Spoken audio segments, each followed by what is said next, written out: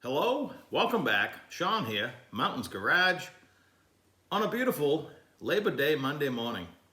Hard to believe it's Labor Day already. Been a wet summer, but the last week has been pretty decent, and the week coming up looks pretty good as well.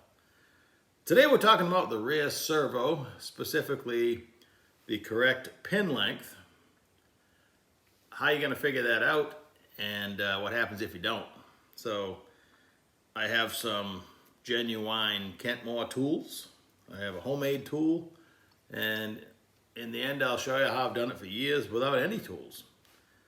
But in order to do that, you need to know what's going on, so bear with me.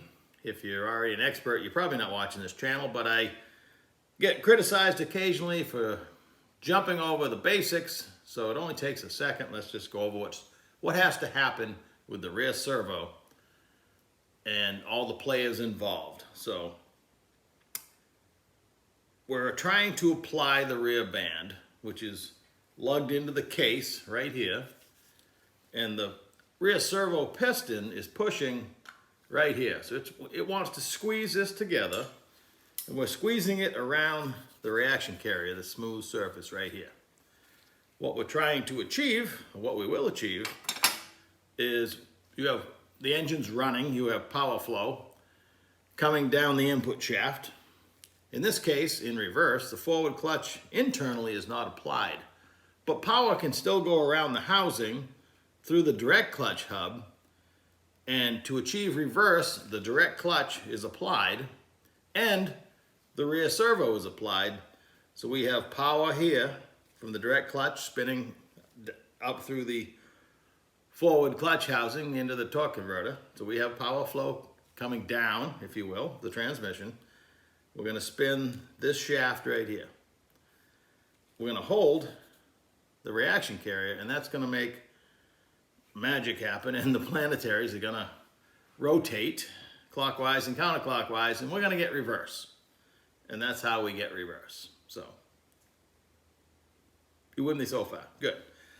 So in order to apply the rear band, the piston, I'm just have just a raw piston without the pin and return spring, is in this bore right here. Oil's coming in this square slot through this hole right here. So if you were to measure, when the piston is installed, I forgot all the players, this is a servo cover, which would be complete, you wouldn't see anything, unlike the cutout I have here. The piston has an O-ring right there, sealing it to this bore, and there's a metal gasket sealing the cover to the outside, the cover, let's get it right, sealing the cover to the case. So when you apply hydraulic oil in there, it's going to force the piston down. So if you could see magically inside the servo cover when this is installed properly, the correct measuring area is right between these two bolts. I put a mark right there. So if you could see inside when this is assembled, the cover's bolted on, this diameter here, this little land, should be about 25 thousandths down from the case potting line where the gasket sits. So in a perfect world, that's about 25 thousandths down. It's not applying the band. This isn't dragging. We don't want this to drag on the reaction carrier. And then when we apply oil, we want to push the piston down no more than 150 thousandths. 100 thousandths would be about right, but your total stroke maxed out, ideally, this would be 150 thousandths down minus the 25, so anywhere from 100 to 125 thousandths stroke is ideal, and that takes into account leverage and bias and all the expert things that the experts at General Motors Hydromatic division had all figured out back in the 60s. When they came out with the Turbo 400 in the 60s, they basically had 3 different pin lengths and a different measuring tool. I'm going to reference the Kentmore tool now. And this one-sided gauge pin, which I'll set up for you in a minute, would determine whether you had the short, medium, or long servo pin. And these are interchangeable by popping out the little E-clip right here. And this all comes out the return spring and everything. And you can change the different pins if you have them. Now, back to reality, most of the ones you're going to find is this one here. It has 2 small lines in it. There's also one with 2 big lines in it. But right here on the very end, there's marks or rings to distinguish the length of it. And they go from, let me get this correct. I don't want to misquote it here. They go from 3.300 long, so 3-inch 300 thousandths, that's the shortest one, to 3-inch 474 thousandths. So we got 174 thousandths range in pins, and they give you a picture of the different ID marks around the end of the pin. It's also acceptable in the real world. If you want to, you can either remove material or weld on material and of course smooth it all up, but all you're doing is pushing 100 thousandths or so on a pin. It will last a long time if you want to go ahead and doctor it up. And if you saw the video about a week and a half ago, I have somewhere here, even though I'm cleaning my transmission parts, I have the Sonex adjustable pin, and I wish I could find it. I spent a long time yesterday looking for it. It's right out here in plain sight somewhere. I put it in a safe spot. I don't know what year that General Motors decided that instead of measuring short, medium, and long, we're going to get a little more defined. So this is one-sided gauge pin is actually a set of 5. This is the only one I have. I believe this is the original, called the early pin, and then they came out with different versions of this, and then they decided to make this triangle-headed pin, and this is the one I just bought the other day. And it has an A, B, and a C with different steps that measure off the tool here, and they made more pins available. And got a small airplane going overhead. They determined that they wanted to be more accurate in the rear servo measuring, so that is why we have a tri-headed pin, and this covers all years, all ranges, all pins, according to the book. So now apparently there's an air show going on above my house here, but I'm going to throw this lower unit in the case and we can do some measuring. So hang on while I put that in there. So I have installed the lower unit, installed the Kentmore. If I don't tell you the part number, people are going to ask. J21370-5 is the blue piece you see.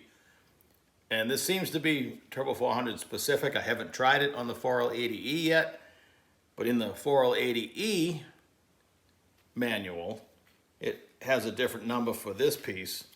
The gauge pin, which is a J21370-10, is called out in both the 3L80 manual and the 4L80 manual, 3L80 being the Turbo 400. So, it's a pretty simple rig. Once you get it loosely installed, there's some wiggle room. You want this to be able to float freely. This is now your apply pin, and you're going to apply it manually.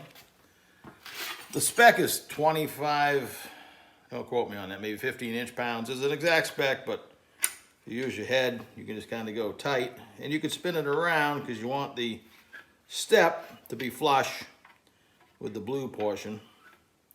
And each one has multiple steps, but I find that one right there.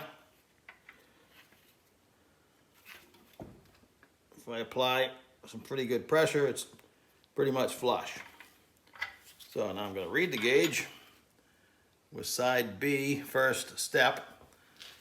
Let me go to the book and see what that says. So side B of the gauge pin, first step, calls out the same apply pin that I have the most of, the small, 2 small grooved pin. So this, in theory, should be correct. Now, let's take my shall we call, more traditional tools, because this Kentmore setup, if you bought it new, I see them listed for $300 or $400. I shopped around and got about $100 in everything. So let's set up my next measuring device. This measuring setup is nothing but an old servo cover that I put in the bandsaw and cut this direction, because we need to measure right here to this step right here. I drilled and tapped it 5/16 course, and that's like 1 1/4 inch long bolt. Now that we've simulated the installation without the gasket, but just want to make sure I'm down a little bit. Like 25 would be ideal. We're about 22, so let's go ahead and apply. And you can tell that we're free. No worries there. Let's just stroke it all the way down.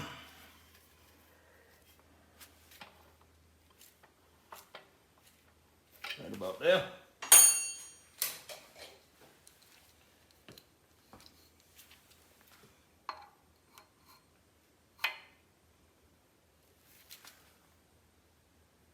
And we're about 156 thousandths. So the Kentmore tool now agrees with my somewhat more hillbilly measuring device. You can build this for free, and it shows you exactly what's happening in real life.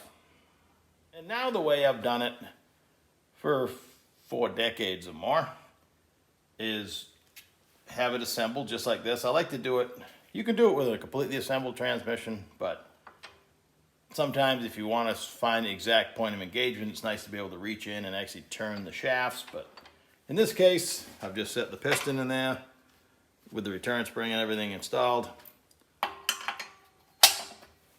No seal. And I can tell that is pretty much relaxed, right?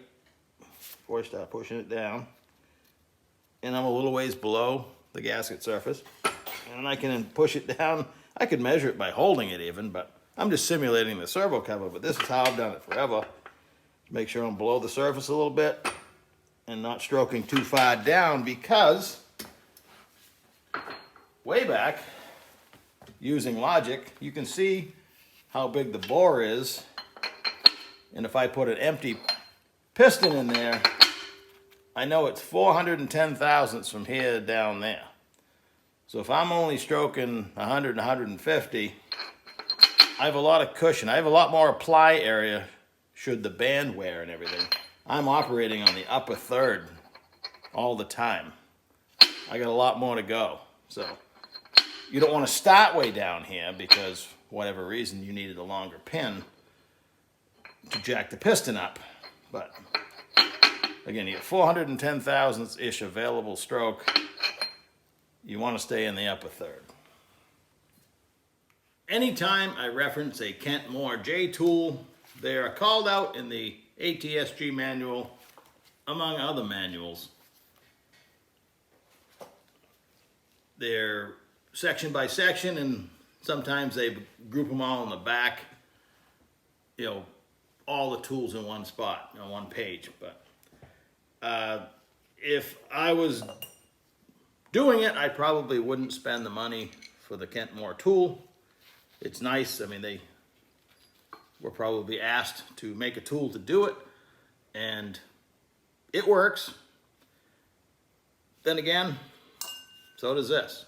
So maybe a little more experimentation with this tri-headed one anyway. Technically calls out the pin by its ID, at least the range. You can figure it out either way. So that's pretty much all we got to say about this topic, the rear servo on a Servo 400 and a 480E. It's the same basic parts, so your science is the same. So hope you enjoy the rest of your Labor Day. I'm going to go do the same and get out of here. So take care. Talk to you soon.